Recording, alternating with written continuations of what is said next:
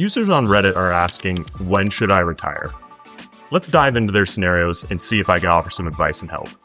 Let's jump right in. I'm Cameron Young, certified financial planner working out here in Ontario, Canada. Should you retire at 30? Should you retire at 70, 50, 20? Today, we're going to be diving into your retirement questions here on Reddit. Let's jump in. No Category 4528 asks, 49 years old and can't sleep worrying about retirement. How bad is their situation? And they provide a bit of context here regarding their personal savings, some mortgage balances, et cetera, that way, and some debt they have. This is truly a case of, keeping up with the Joneses or comparing yourself to others, because every single person's individual scenario is unique and different from anything else. So whenever I get the question like, are we keeping up? Have we saved enough? It's very dependent on what your retirement looks like and what you want things to be that way. You're 49 years of age. Let's just assume you work till, say, 65, 16 more years of working that way. For the most part, you would hope that a lot of your debts, such as the mortgage, car loans, student loans, whatever's left that way, will be paid off by that point, freeing up a lot of cash flow.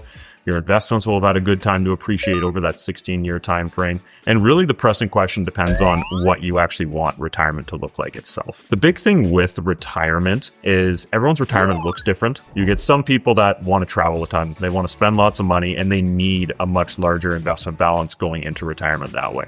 But for others, they're pretty content with living a rather low-key lifestyle. They want to just relax. They want to just, enjoy the house that they live in now that it's mortgage-free. And typically those types of Canadians need a lot less in retirement that way. There's things as well, such as government benefits. You've paid into CFP. You'll get some old age security as well, depending on how long you live here in Canada. There's all these different factors that will combine together to give yourself a decent retirement paycheck. It really just comes down to how much do you actually need based off your spending goals. What you should do is work with a financial planner to kind of understand, okay, here's how much I kind of am spending today. It'll probably be pretty similar to retirement. And then what your planner can do is work backwards and kind of figure out, are you on track? Are you off track? What can we do to kind of help? And they can provide the advice that way. And that would be my best piece of guidance to you is you might be okay. Maybe you need to, make some adjustments, but work with a financial planner first to get those solid answers. It's a great question though. Let's go on to the next one. KSE709 posted, Canadians now think they need 1.7 million to retire. And this is from an advisor.ca article, basically just saying that the magic number that has climbed up every single year. Once upon a time, it was 500K, then it was $1 million, then it was 1.5. Now that magic number is $1.7 million. And I hate articles like this, and I hate that they come out with things like this saying this is what you need in order to retire. Because truthfully, it's just scare tactics. $1.7 million for 95% of Canadians is just not an attainable number to get to. Even if you've been saving a good chunk of your life, you did everything you're supposed to, put money into RSPs, TFSAs. Truthfully speaking, if you're, lower middle class, somewhere around there, you're never going to save $1.7 million. And the reason I hate a random number like $1.7 million is it probably only applies to a very small portion of the population. If you were to look at what does 1.7 million actually get you, if you use the 4% rule where you say, okay, what would 4% of that number generate? It's about $68,000 a year. If you were to add CBP, old age security on top of it, those types of different government benefits, maybe you have a small company pension, all of a sudden you're making close to $100,000 a year in income that way, which for the majority of Canadians, they do not need $100,000 a year in income to live in retirement. Really what you should be doing is working with a financial planner to best understand what is my magic number, because there is no magic number that just blanket applies to everybody. Somebody out there will need $1.7 million, and that's based off their spending habits and based off what they're doing that way. But typically speaking, for most Canadians, maybe it's $750,000. Maybe it's, just touching $1 million is the magic number for them. I hate articles like this simply because it's just to scare you out there and make you feel like you're not doing good enough. But as long as you're saving, you're putting your money away for retirement, working on paying down that debt, you're probably in a better scenario than you would think.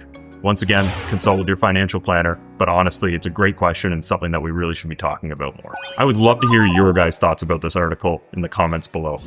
Striker Astro says, why do people worry so much about retirement savings in Canada? And then goes on to say, it seems like we have reasonable old age safety net, which is CPP, old age security, GIS, which is the guaranteed income supplement, free healthcare, and low taxes, making less than $55K a year. Now, I love this question And it's really, I love it because you probably should be worrying about retirement savings in Canada, because living off of just these government benefits, CPP, old age security, if you qualify for it, the guaranteed income supplement, and yes, free healthcare, is honestly a pretty pitiful amount of money. I've seen it firsthand, people living off of their government pension checks, and they truly do live paycheck to paycheck.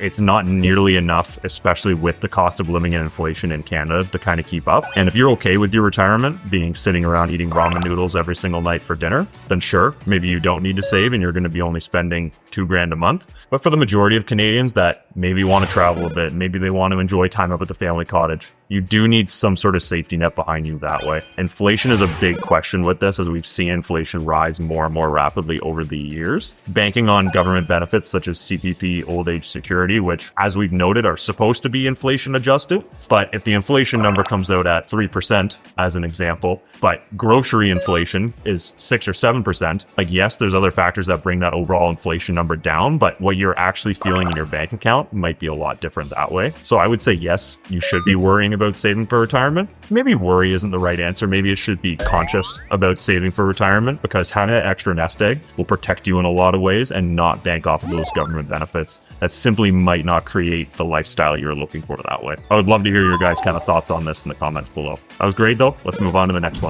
Master Sprinkles 848 asks, would you retire today if you were to receive $1,000 a week after taxes for the rest of your life? Why or why not? It's a fun question, and honestly, this just breaks down to a further question of, is this number inflation adjusted? And really what I mean by that is, if it's $1,000 and it's always $1,000 for the rest of your life, the actual value of that $1,000 shrinks over time, right? If we think about what $1,000 could buy you 20 years ago versus what $1,000 could get you today, it's a pretty stark difference. And that $1,000 20, 30 years down the road will be worth substantially less, close to like half as much, right? So then the question becomes, are you okay with $1,000 a week for the next couple of years, and then $900 a week, and then $800 a week, and then so on and so forth, as kind of inflation eats away at that? Because probably it won't be enough in the long term. It'll be good for the short term today, and don't get me wrong, $1,000 a week of after-tax money, $52,000 a year, is a decent amount to live off of, but it's going to get worse and worse as you get older, and you probably would not be able to retire today. Now, if it's inflation adjusted, meaning that it's $1,000 this year, next year, if inflation goes up, maybe it's $1,030 a week, right? Kind of adjusting for the cost of everything going up a little bit. Then there's actually a more interesting conversation about whether you could do it. Probably would be tight for some Canadians. It's going to depend on what your kind of, lifestyle expenses are, what you want to do, if you want to travel, if you want to just kind of stay around at home, things like that. But it would be much more doable in a situation where you're protected against the cost of everything going up in the world that way. Honestly, it's a great, fun question. And if we were going off the basis of, yes, it is inflation protected, I think a lot of Canadians would probably retire a lot sooner and make it work, just for the ability to not have to worry about retirement savings, enjoy their time, but some smart budgeting would be involved that way. Would love to hear your thoughts again in the comments below. Let's move on to the next one. BBStar12 asks, what's your retirement number? And now this is a fun one, and they know that their retirement number is $2 million. And like, my question to them is, where are you pulling this number from? We see this so often with Canadians that they're like, $1 million is my magic number before I can retire, or $2 million or $3 million is my magic number. But the truth is, where are you pulling that number from?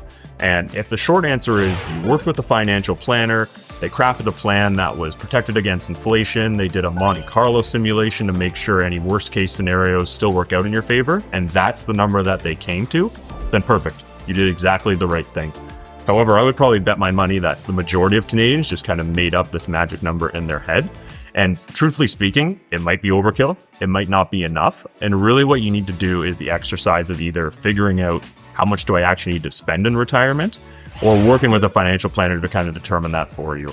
Because whatever that magic number is going to be dependent on so many different scenarios that way. And the biggest thing with kind of those calculations are, okay, it's $2 million today, only looked at and constantly kind of readjusted that way. I'm not a fan of, the magic number in general. It's more so figure out what you need to live your retirement needs and work with your financial planner to keep figuring out, am I on track?